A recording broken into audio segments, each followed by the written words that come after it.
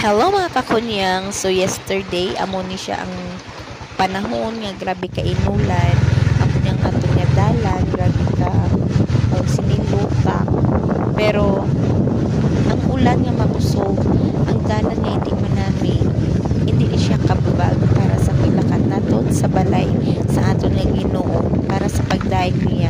Sunday is kinahanglan gid nato nga maglakad even ano man ang panahon mga kakunyang.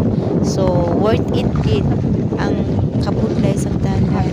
Busog nga ulan, basa ang ulan, worth it. Ari na kita